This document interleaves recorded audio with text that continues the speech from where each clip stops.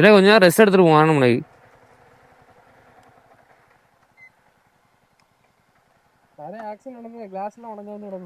அடா ஆமா, ஏகப்பட்ட கிளாஸ் உடஞ்சிருக்க.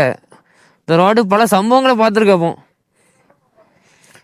ஓகேன்பா. இன்னும் 39, அதாவது 40 கிலோமீட்டர் இருக்குங்க. கொஞ்சம் ஒரு 5 நிமிஷம். அவருக்கு பைக் என்னாச்சு பார்த்தீங்கன்னா ஓவர் ஹீட் ஆகுது. சென்சார் லைட் எரியுது, டெம்பரேச்சர் லைட் எரியுது. ஏன்னா ரொம்ப ஹீட்.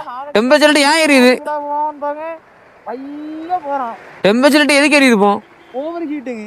3ஆம் கியர்லேயே ஏறி இருக்கு மேலே. நான் இதுதான் ஸ்பீடாக போகுது. உன பேக்ல இருந்து ஹார்ன் அடிச்சுட்டே இருந்தேன்.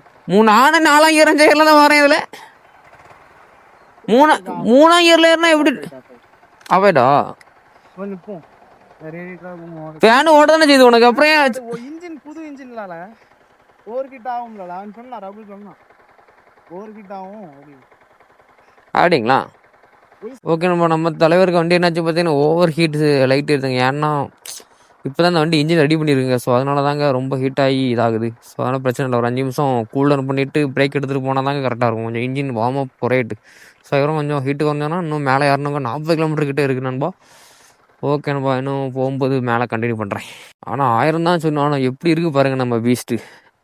அடி தங்க கலர் தங்கங்க தங்கம் சொல்லிக்கிறாப்புல எம்முன்னு வேறு லெவலில் இருக்குங்க. அது இல்லாமல் நம்ம வண்டியில் ஃபேன் ஓட்டிகிட்டே தாங்க இருக்குது விடாமல். சவுண்டு கேட்க நம்மளுக்கு தெரியல, பட் உள்ள ஃபேன் ஓடிட்டே தான் நண்பா இருக்குது. அவ்வளோ ஹீட் ஆகிருக்கு. ஏன்னா மலையில் ஏறுது பார்த்தீங்களா? ஸோ மலையில் ஏறும்போது இன்ஜின் ரொம்ப ஹீட் ஆகுங்க. பக்காவாக இருக்கு நண்பா. நம்ம தங்கமயிலும் பக்காவாக இருக்காப்புல. வேற லெவல்.